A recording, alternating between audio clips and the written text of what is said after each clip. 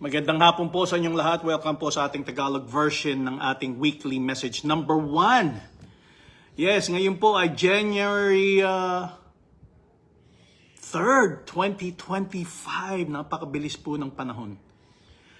Ang tayo po ngayong araw na ito ay manindigan sa pangako ng Diyos. Stand on the promises of God. Again, this is the Tagalog version, not the English version. I've live streamed that already. Welcome po sa inyong lahat. Tayo po'y manalangin. Dakilang Ama namin sa langit, salamat po sa araw na ito, Lord.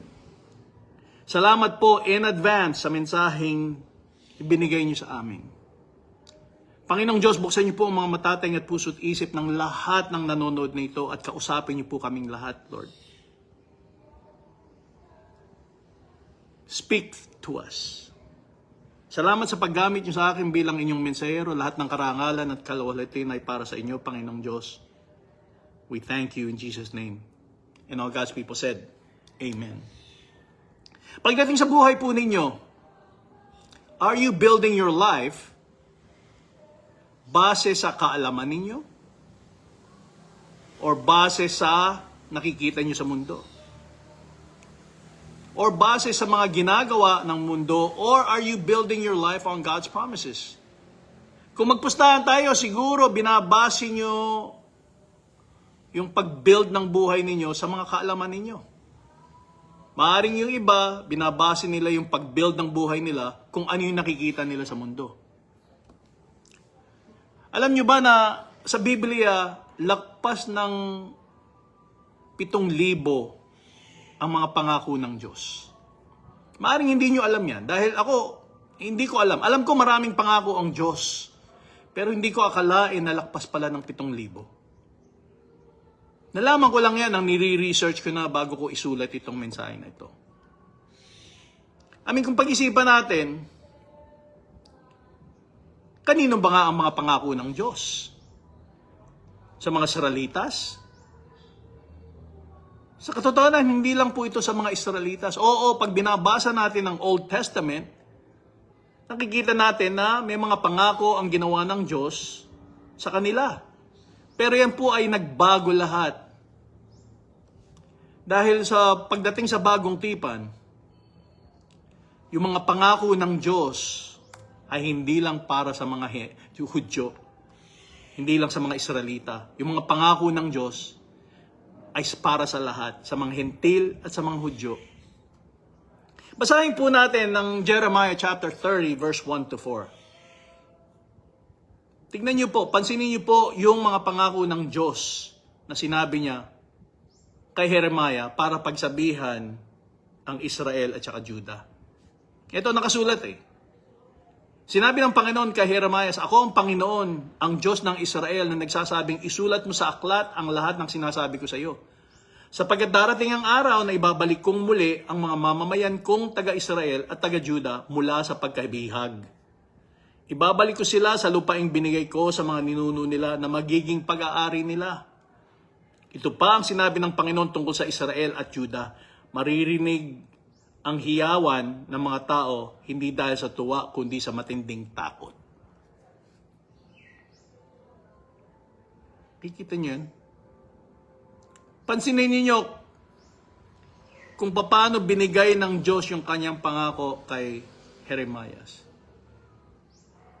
Si Jeremiah, isang propeta, na ipaalam daw sa Juda at saka sa Israel kung ano ang gagawin ng Diyos.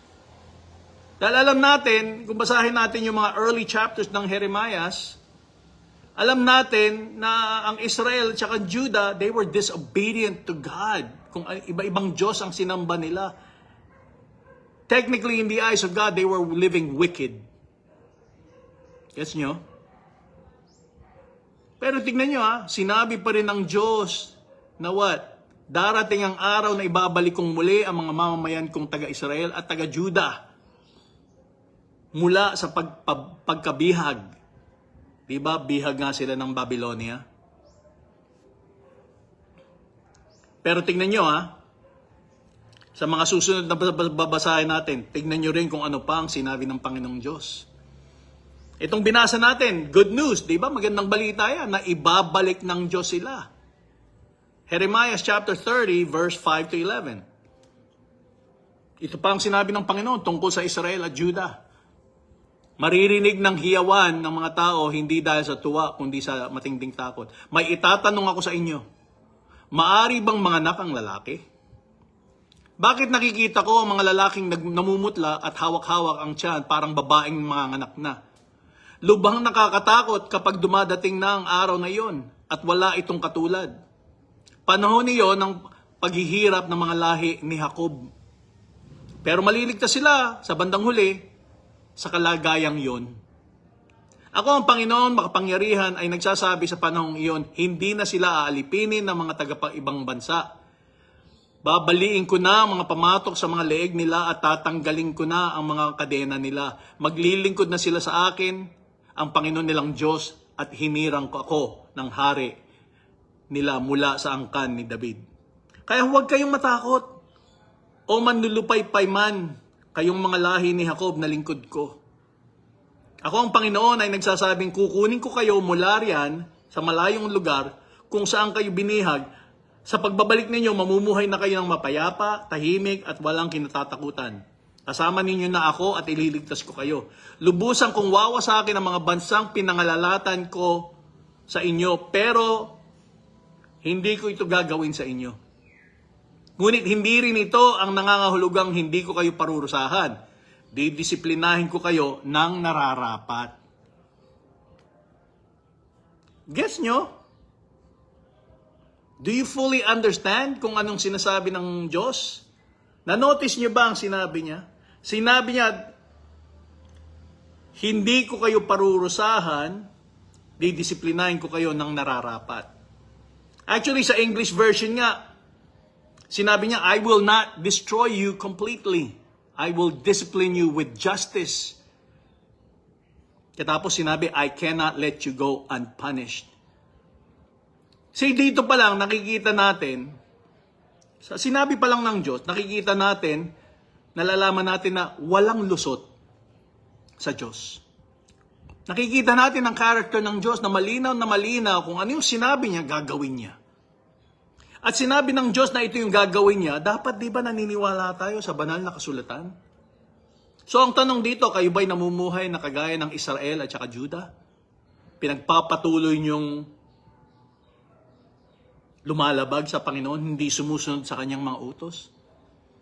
Namumuhay ba kayo ayon sa kaalaman ninyo, sa karunungan ninyo, at binabaliwala niyo siya? Alam niyo na kung ano ang gagawin ng Diyos pagka hindi kayo sumusunod sa Kanya. Malinaw nga dito, sinabi ng Diyos, didisiplinahin niya tayo. Kasi hindi lang mga Israelita yan It applies to us. Gets nyo? Dahil tandaan nyo, nang naging New Testament na nga, di ba? Yung pangako ay hindi lang para sa mga Israelita. Dahil mayroong bagong pangako para sa atin, mga Hentil. So itong bagong taon na ito, tandaan nyo, kung didisiplinahin niya yung sarili niyang mga piniling tao, didisiplinahin niya yung mga taong inampun niya. Tayo yun Pero itong ang bagong taon, naniniwala ako na kailangan nyo talagang tignan ang buhay ninyo. Tingnan nyo ng maigi. Mamumuhay ba kayo ayon sa pagkatawag sa inyo ng Panginoon? Alam nyo ba ang mga pangako ng Diyos para sa inyo? Dahil kung tanungin ko kayo, ano yung Bible verse na pinangahawakan ninyo na biglang magbibigay ng lakas sa inyo? Kada kayo naghihina. O ito yung Bible verse na i-encourage sa inyo. Ano yun? Anong Bible verse yun? Yung iba kasi, ito yung tinatawag nilang life verse. Pero gusto kong sabihin na iba yung life verse na buong buhay mo paghahawakan mo. Pero iba rin yung verse na pangako ng Diyos na pagka naisip mo o natandaan mo, boom, balik agad yung lakas mo. Dahil kung ako sa inyo, napakaraming ang pangako ang Diyos sa Biblia. Diba mas maigi kung dagdagan natin ang kalaman natin sa mga pangako niya? Dahil yun nga, nang nabanggit ko na sa inyo, lakpas ng 7,000 ang mga pangako ng Diyos. Kung alamin natin yan, di ba, ikabubutihan natin yan sa bagong taon na ito. Ano ang pinaalala sa inyo ng banal na Espiritu? Talaga bang pinanghahawakan nyo yung mga Bible verse na sinasabi nyo pinanghahawakan ninyo? Again, bagong taon na. Ito yung taon na, di ba kada bagong taon, may mga New Year's resolution ng mga tao? Like I said, wouldn't it be great kung mas natutunan nyo at mas nadagdagan nyo ang pagkaalam ninyo sa mga pangako ng Diyos para sa dulo ng taon na ito, magiging masaya kayo dahil mas marami kayong panghahawakan. Gets nyo? Dahil mas marami na kayong kaalaman tungkol sa mga pangako ng Diyos. So ngayon, decide for yourself kung ano yung gagawin ninyo. Pagpapatuloy nyo ba yung ginawa nyo last year o iibahin nyo na this year? Kung sa akin lang, simple yung panalangin ko eh. Lord, I want you to be more and me to become less. Dahil gusto kong matupad ang kalooban niya. Yan po ang ating mensahe ngayong araw na ito. Let us pray. Lord, salamat muli sa mensahe ninyo. Salamat sa inyong pagmamahal na walang hanggan, sa inyong pagmamalasakit, sa inyong pagpapasensya, Lord. Salamat sa mga ginawa ninyo sa aming buhay, sa lahat pa ng gagawin ninyo sa aming buhay. Ito po kami, Lord, gamitin nyo kami. Gamitin nyo kami na matupad ang mga kalooban ninyo. I pray in the name of Jesus na sundin namin kayo. Araw-araw, sisikapin naming sumunod sa inyo. Araw-araw, sisikapin na namin na maibalik ang karangalan at kaluwalhatian sa inyo. So again, salamat Lord for everything na mga ginawa niyo sa aming buhay at sa lahat pa ng mga gagawin ninyo sa aming buhay. We love you and we worship you in Jesus' name. And all God's people said, Amen. God bless you all, love you all, and our prayers are with you all. Bye-bye.